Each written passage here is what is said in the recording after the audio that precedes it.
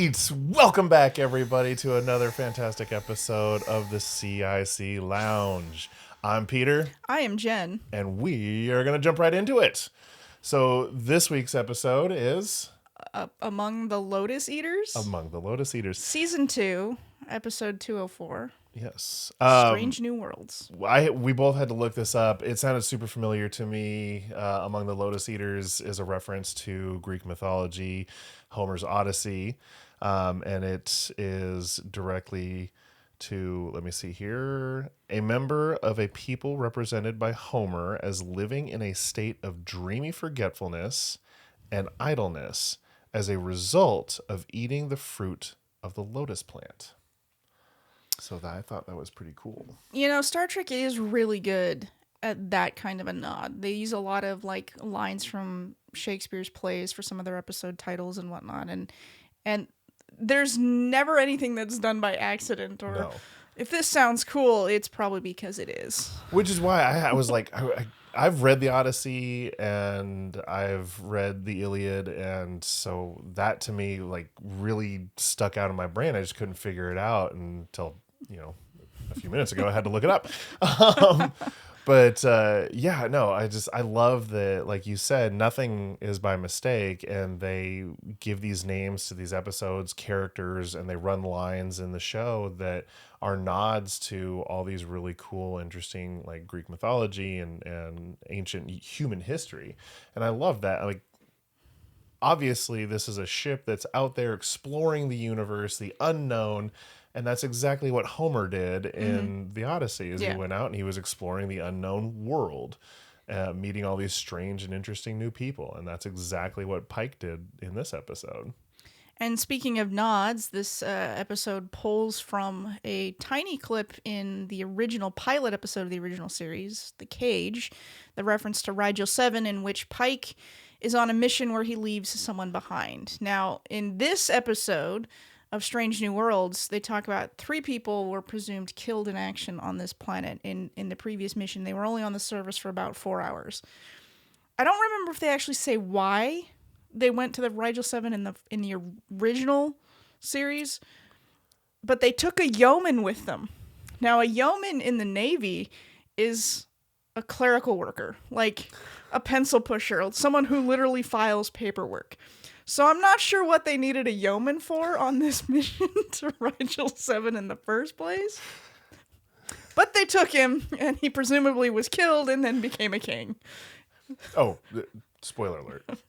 Right, we are talking about this episode. So I did find that, like, knowing what a yeoman does in the Navy, like, I don't know why you would bring one on an away mission. Yeah. That's not clerical in nature. Why? Yeah, but I did find that interesting that he pops up and he's the king. How did he become the Lord Commander of this primitive society? Because he was smart. But again, spoilers, the meteorite, that's something that was messing with me. I watched the episode twice, and it was just annoying the crap out of me. You have this meteorite that hits the planet over 1,000 years ago. Yes. It's a huge meteorite, which possibly could have been a extinction level event. Right. It took humanity thousands, hundreds of thousands of years to evolve to the point of being what we are now. How did these people evolve, and with a meteorite that has radiation that causes you to lose your memory every single day? I'm guessing that we're not supposed to look too deeply in that, because I was really struggling with the concept of, because Luke, the guest star, makes reference to like something about deeper memory or more ingrained memory is kept, like the ability to walk and talk, but you have to learn those at some point. Yeah. And how do you retain that? Because it first goes into short term before it goes into long term. Now, muscle memory, I get, that's like, you do the same thing over and over again, it becomes rote and your body just knows how to do it. So that makes sense, retaining muscle memory. But the whole how do you, how do you remember who your wife is? Yeah. Oops, wrong one. You know that you love somebody in your heart and in your emotions. So like the feelings I got, but Is it you? yeah. Or is it you? Because you kind of look alike. But no, you kind of hit on something. It's like, if you lose your memory, except for the things that are deeply ingrained, muscle memory and emotions, um, how do you gain those emotions or muscle memory when you're a child Right. to adulthood? Yeah, and that's the part that doesn't make sense. But we didn't see any children in this, No, so we did not. it's possible that children are born and kept in an area that is shielded, like the castle was shielded. That would certainly explain anyone raised in the palace sense, and why anyone raised in the palace setting would be considered far superior, because they have the ability to retain memory Yes. versus anyone born out in the field. Yeah, the castle has minerals or metals that shield from the radiation, as well as the helmets, is what I remember them saying. So, okay, that kind of makes sense. But again, it's like not everybody is part of that, social casting where you're allowed to be in the castle. Right. So those people, Yeah, there's a lot of stuff that if you keep losing your short-term memory, like the little things, it's I don't know how you function as a society if everybody is losing that. Like, and okay, so I love the special effects and how they created everything in this episode and every episode that they use the special effects with. No more green screens. yeah. That's one thing I'm loving about this show, is that they don't have any green screens. But how oh my god, I just lost where I was going. Damn it. It happens. I lost my memory. We're talking about Oh my special god. visual. So, go get me a helmet. I'm Jen and I do a podcast. I'm Jen and I do a podcast. I'm Jen and why are we here? What are we doing? What are we talking about? What are we doing? So you just had a Lotus moment. I just had a Lotus moment. Oh my god. Okay, you go. Okay.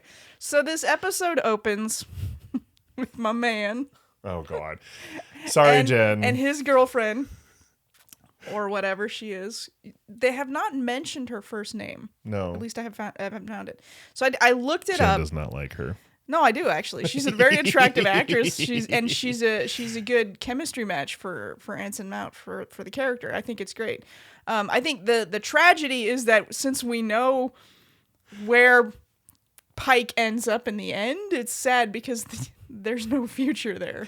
Which explains why he doesn't want to pursue the relationship with her to the end, because he knows what's going to happen to himself. He knows he doesn't know what's going to happen post accident. He knows he's going to end up in that chair and be deformed and all that. He doesn't know that he actually gets a happy ending on Talos 4, because that happens in the original series episode The Menagerie when they go back and they try Pike and all that. But so in the end, Pike ends up with Vina on Talos 4, where even though he's in a wheelchair in his mind through Telosian telepathy, he's freed from that. So he carries on. He has a happy ending in which he's on this planet and they can imagine being anywhere at any time in the galaxy. So Pike gets that kind of happy ending after going through this brutal thing. But Captain Battelle, on the other hand, she doesn't end up with Pike in the end. So No.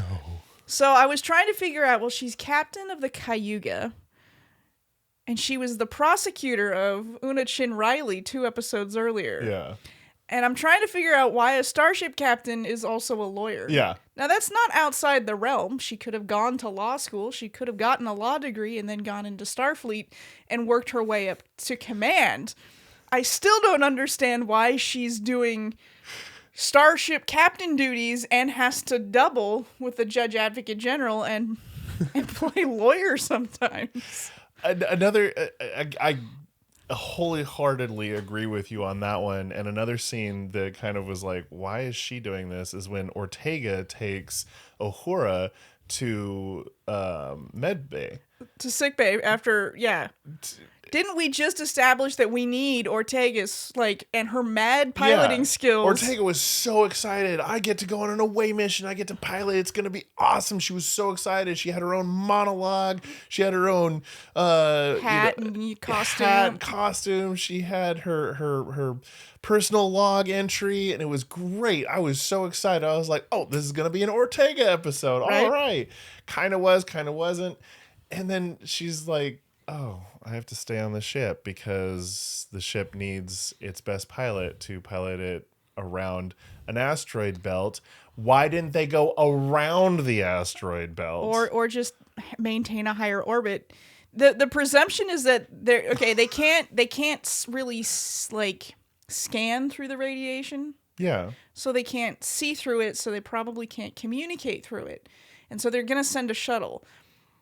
Why does the Enterprise need to be in close orbit? Like, why can't it just orbit beyond this debris cloud, further out in the system, and then when the shuttle comes out of the atmosphere, we can kind of rendezvous? Like, and every image, and I know I'm being nitpicky here, but every image that we see of this debris field, is almost like Saturn's rings, right? It's this one elliptical around the planet. It's not encompassing the planet. It doesn't surround the entire thing. right. So why is it that we have to go straight through?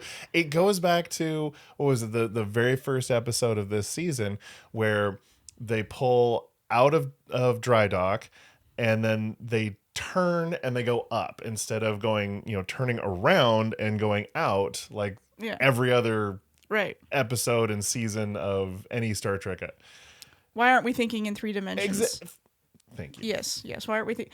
And that's like, well, they have to be in close orbit so that they can be affected by the radiation too. I mean, it's to further develop the plot, but like, I'm really thinking a lot about this. Like, okay, you need Ortegas to fly the ship, except when you don't, because then you just send her away and oh look, number one can sit there. Oh, So I was I was piloting this ship before you started. okay. Okay. But there are presumably 400 plus lives on the Enterprise, And there's only one. qualified pilot, except when there's 2, and then maybe there's more because like she just leaves. Yeah. When she loses her memory, and walks Spock away. just doesn't sit in the con. He doesn't take the helm when she leaves because he's somewhere else on the bridge when she comes back. Although if you notice, when she comes back, he's at his science station. He is. So he went to what he knows best, which is the science station. That is an interesting point. And she ends up coming back she has to have the computer tell her that she's the pilot, but she does end up coming back. And that's where that muscle memory kind of plays in, where she's able to pilot the ship. So I'm looking at it from if I were captain of the Enterprise, if I were in command of the ship in that kind of a situation, my instinct would be, okay, we think it's radiation from the planet. Keep us close anyway because the away team's down. No, we need to get our heads clear. We need to get away. Yeah. And they don't. They go into this debris field instead. Like, you don't know where the they never were able to say before they made these maneuvers. They were never able to say what was the cause of it. Nurse Chapel speculated it was some kind of exotic radiation. And then they go into this debris field, which actually makes it worse because there's more of this asteroid or whatever in this debris field.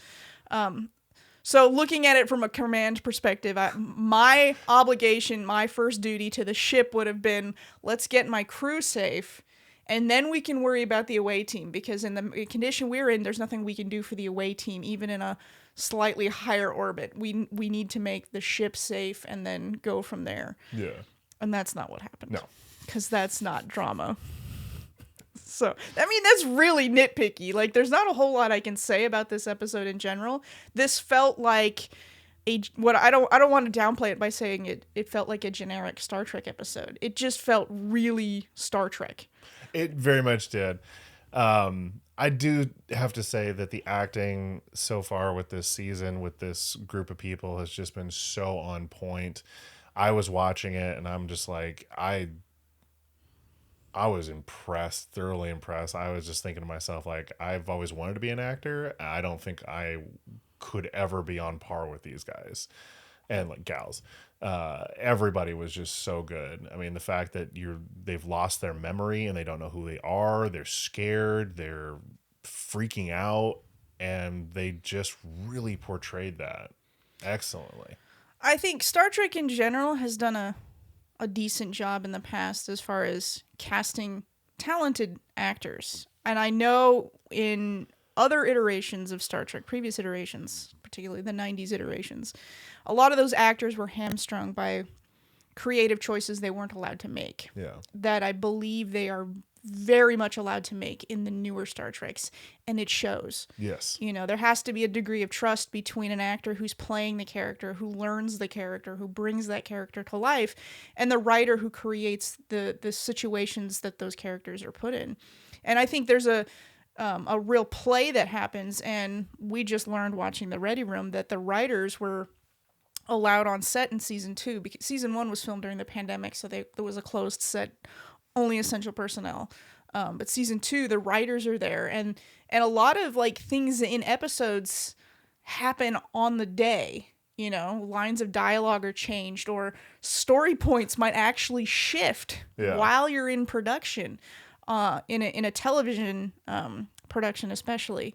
And this happens on Star Trek, even a big budget, big show like this, like changes happen on the fly all the time, and that wasn't always the case in the earlier versions. So I think it really allows the actors an opportunity to really flex their chops, you know, and give them something to really play with. Agreed. And it's a masterclass. Like any projects I'm working on, I want my actors like go watch Strange New Worlds, because it's like it's a masterclass into giving a performance. It's phenomenal. Well, that's one of the things I love about this show, this season, is that, you know, I'll watch the episode once and just enjoy it, just immerse myself in the episode and follow the characters along on this ride. And then I watch it again and try and find the details. And of course I've missed something or I catch something, and, you know, I write down in my little notebook for you guys. But yeah, no, it's like I just fall into this story so easily with these actors. They're so talented. I just love it. And the writing has been really on point. The directing and the special effects have been absolutely amazing. One of the things I think is interesting is that if you look at like how the original series was produced, and some of the earlier episodes of like Next Generation, they didn't go on location very often. Even when they could go out in nature, it was just easier to recreate nature on a soundstage. And what that does is it looks like you're recreating nature on a soundstage. Yeah. It's very flat. It's very stagey, very theatrical in that regard, particularly in the original series when there wasn't a whole lot of thought into, you know, you have this scrim with a light on it that's supposed to alien sky, you know, and it's just green. It's just like a green-ish looking, you know, gradient, you know, and then you have like orange rocks and some medieval looking castle element set piece in front of it, and here we are, alien planet. Don't move the camera too much because that's all the set we have, you know? And now, you know, modern sets are half real, half virtual, but they're not virtual in later, they're virtual in camera. Like they're augmented reality. And it gives the look much more authenticity. Now, I think it's not perfect yet. No. Yeah, I think you can tell when that looks like an AR stage versus no, they actually went to Iceland and they're actually out on tundra. You know, I think in that you see that in like their breath, the redness in their you actually see like when they're actually in the cold versus when they're in a simulated cold. And I mean, makeup does as much as it can, but it looks and feels so much more real. And we're talking 4K, you know, big screen TVs, not the 19-inch black and whites the original series, you know, was watched on in the average, you know, living room. You were rich if you had a 19-inch. I'm saying, you know, so like, you know, what people are watching these shows on is really good visual panels, you know, like 75-inch TVs, like I watch it on, you know. So you have to have a lot of detail. It has to look good, and it looks amazing, Oh yeah. and it's only going to get better and more involved and more exciting. And I'm excited as a filmmaker to see how far this technology is going to go, because it hasn't been around very long Mm-mm. in mass production. And in 10 years, I don't know that you'll be able to find a green screen. Yeah. Not on any show that has any kind of budget. Yeah. Well, I mean, we were really introduced to the augmented reality screens with the The Mandalorian, Mandalorian. and Disney just blew up with that, and now we're seeing it on Paramount Plus and with Star Trek, and it's just amazing. It's a fantastic resource. It gives the actors something to work on. You get to see the whole composed shot in camera. Mm-hmm. The day you're shooting, so that means instead of doing it all in post, you're doing it all in pre-production. And then of course the visual effect artists actually get to be on set in case they need to make tweaks to models or anything Yeah. for the AR wall. So that's kind of cool, because normally the visual effects artists have nothing to do with production. They only get the footage and have to, tailor it all. So you've got green spill that they have to suppress, and motion tracking and capturing and all of that doesn't have to happen anymore because it's all done in camera. So Yeah.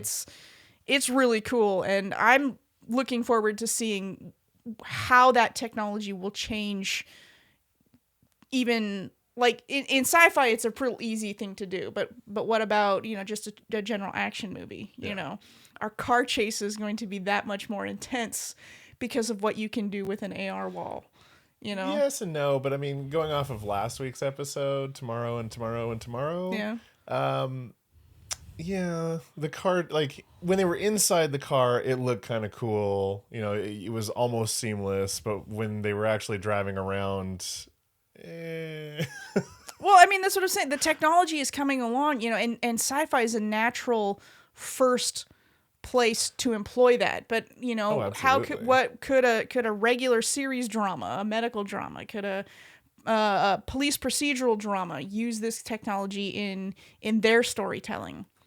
Oh yeah, absolutely. But I mean, eventually we'll get to the point where actors will be AI too. So, Oh. and then it's all gonna be fake, and then. Well, as a performer, at least at one point in my life, it is very difficult to. I mean, you're using your imagination for a lot of things, especially when you're doing sci-fi or fantasy. And you have a dragon or a monster or a spaceship, and you have to use your imagination to see that while you're performing. One of the projects that we did, I kept looking up because I was told, hey, this is going to be a big warehouse with a lot of stuff, and the ceilings go really high. And so I'm looking up, imagining this, and Jen's over here going, not that high. I'm like, but I'm looking up at the ceiling. She's like, no, it's not that high. So I looked ridiculous. I mean, on camera, I look like I'm doing this. So I don't want to see your neck. Just track your eyes up, just right there. Okay, we're good. So with these augmented reality screens, it's so much easier for the actors to really imagine and get into that character and that persona that they're trying to portray for the camera. And, being able to see it just helps so much more. And Yeah, I think seeing like Rigel 7 this week, and who knows what planetary landscape we'll see next week. We saw in the opening episode this season, we saw a more forested look. Yeah. I mean, the different settings you can create week after week using this technology. It just creates that world so beautifully that you can really get lost in the story because you're not distracted by the styrofoam rock. I've always loved when the sets explode. Here's this spaceship that is thousands, hundreds of thousands of tons of metal and equipment, and a beam breaks and falls down and it hits somebody, and something that's that heavy hitting a human body is just going to annihilate the body, but then it hits the person and kind of bounces off their stomach, and they're just like, oh. Oops. It's like, no, you're dead. You're Yeah. Yeah. paralyzed. Or the rocks tumbling down into a cave that's collapsed, and the hero is now stuck under all this rock and dirt, and boulders are bouncing off his head. Mm-hmm. No, his head would be crushed. Right. So I definitely think sci-fi in general, at least high quality sci-fi, is keeping physics in mind when they're I in hope production. so. So I mean, I get it. You can't obviously put your actors in danger of getting crushed by something that weighs a ton, but I know I'm nitpicking. I know. But none of that actually happened in this episode. I mean, the one thing I did find interesting is that they're on this snowy, rocky landscape, and Pike has the sledgehammer like thing, and he's pounding rocks with the lawn, and the doctor's over here just literally sawing logs. Just sawing. But I turned to my husband as we were watching this episode, and I'm like, where are the trees? Yeah, I know. Like, there is not a single tree in this landscape, and they're just literally cutting wood from trees that are from where? Did they dig these up out of the ground? I mean, I don't know where these logs came from that they're cutting, because they're nowhere in the landscape. Oh my goodness. And when La'an takes the sledgehammer and bashes the guy's arm, I'm sorry, that arm's broken. Yeah. And he reaches over and he grabs another sword or a blade and cuts her in the stomach. No. I was kind of disappointed with that fight scene because very disappointed.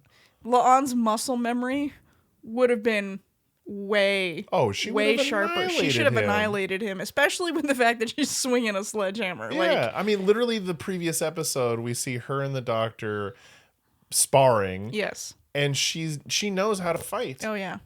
And in this episode, all of a sudden she's like, Yeah.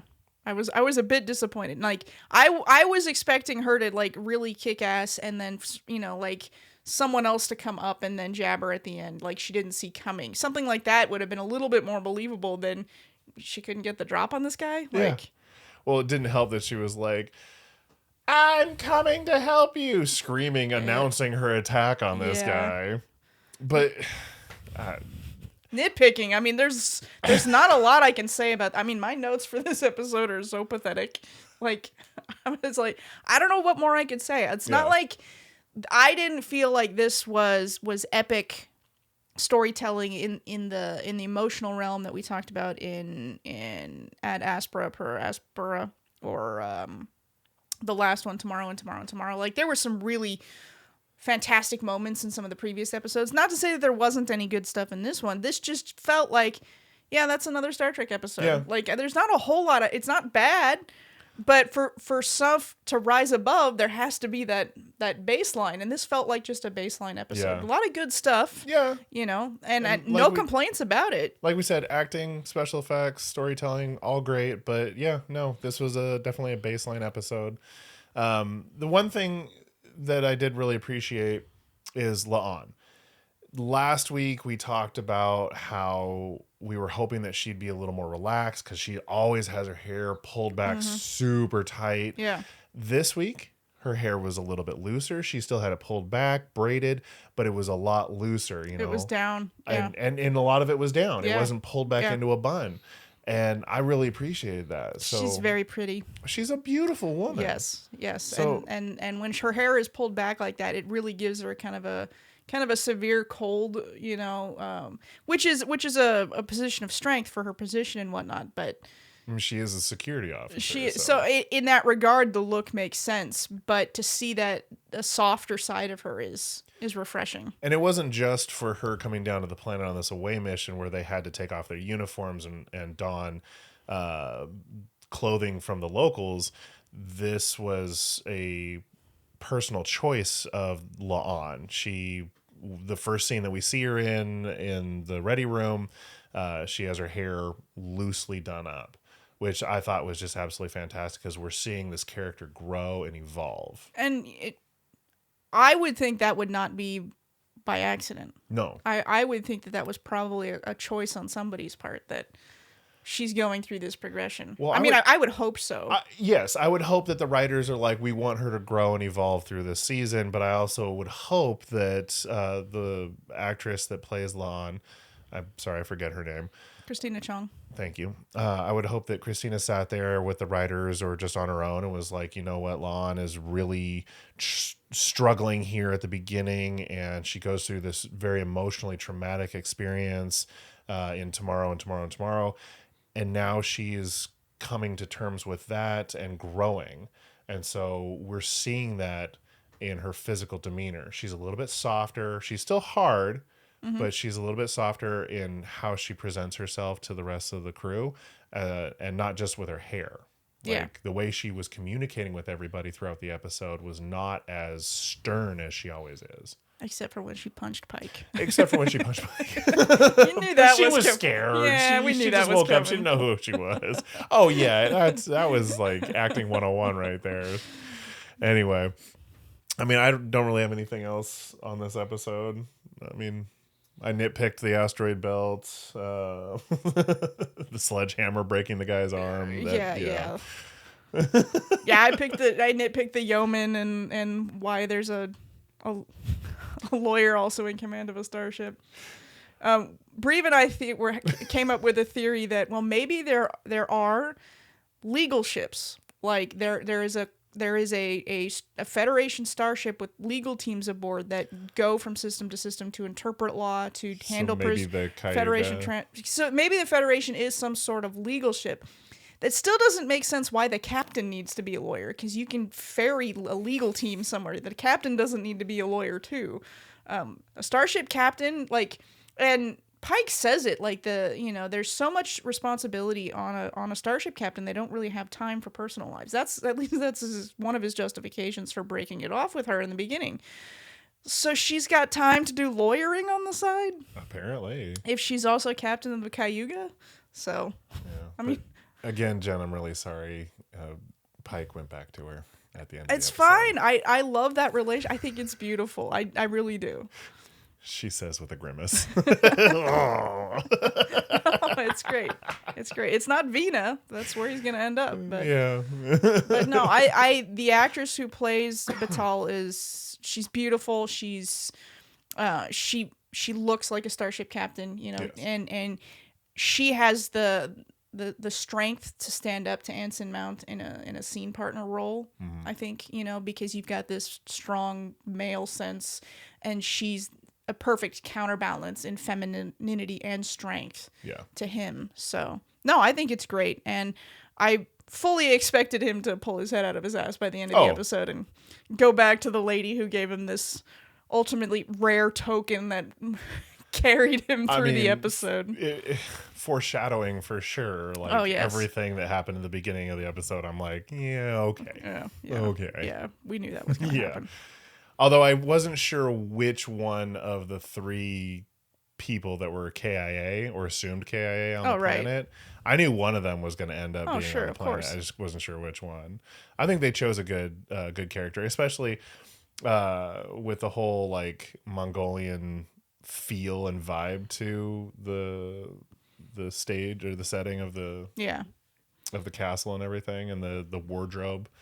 So yeah, I think that all worked. I think it's pretty easy to see how a Starfleet officer, even just a yeoman on a planet in a fairly primitive society, would be able to maneuver his way into a position of authority. So I know that they leave a few pieces of technology behind. Apparently they left a lot of guns. Yeah, that was bothering me. Those weren't Federation munitions. They certainly didn't look like. So if they made those guns on that planet, they're literally jumping from the Bronze Age of technology to 23rd century technology. Industrial age. Yeah, that's a lot of weapons for an away team that presumably had 6 or 7 people on it. At most. And you're not bringing cases of guns. But apparently there was a case of medical equipment and a whole crate of rifles. Non-Starfleet standard plasma rifles. Okay. I guess if that's what you need. And be sure to leave those behind when you run into the primitive civilization. And what was he shot with? If they said it was Bronze Age technology, what was Spock shot with? They said he got shot. Was it an arrow? Probably an arrow, or yeah, some kind of maybe crossbow type arrow. I don't know. I don't think they actually addressed that in the cage. Like, we never see that in. Not in the cage. Not in the cage. So, and we only get a couple of sentences in this episode as far as what happened on that original mission. So, he was wounded. He was hurt. Maybe, I don't know. Maybe he got a sword or something. I don't know. Maybe he did get stabbed. I don't know. I don't know. I don't remember if he was shot or not, but presumably he'd be shot with some kind of. I guess we're gonna have to go back arrow. and watch that episode. Oh, yeah, I guess. Oof. Well, that's all I've got. That's all I got. Well, thank you all for joining us again for another episode of the C.I.C. Lounge.